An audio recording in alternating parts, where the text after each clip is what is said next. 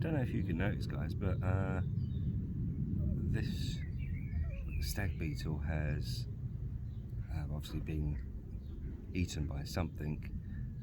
Its back end is completely empty.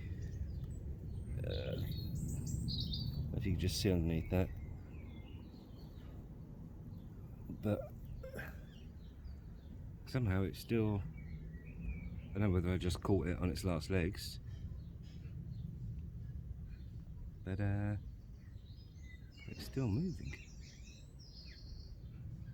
Okay, maybe I just, oh no, it's still there.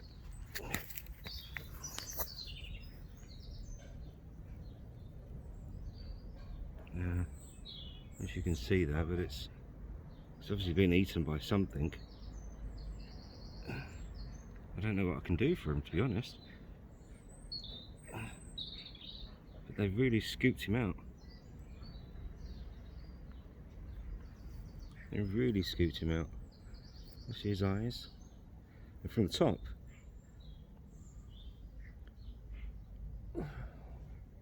it's quite upsetting. But it could just be muscle reactions, but I doubt it somehow. It's actually consciously moving. Pincers are moving,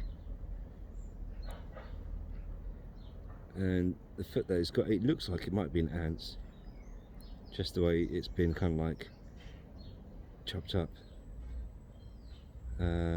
Like no legs, the inside's been taken out. I don't know, I've never seen anything like it. Never seen anything like it.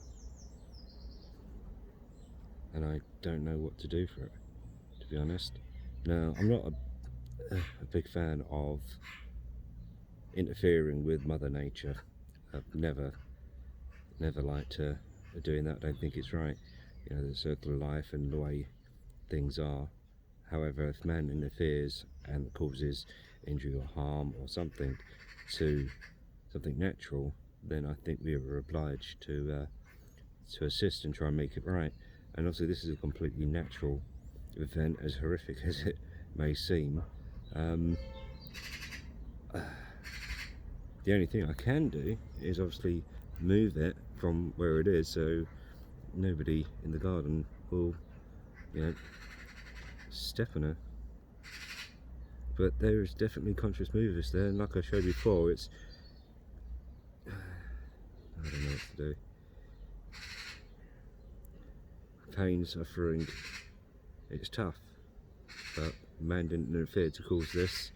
It's a completely natural event, so I can't interfere. But it is amazing.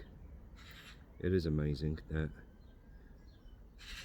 you know, it's completely disemboweled.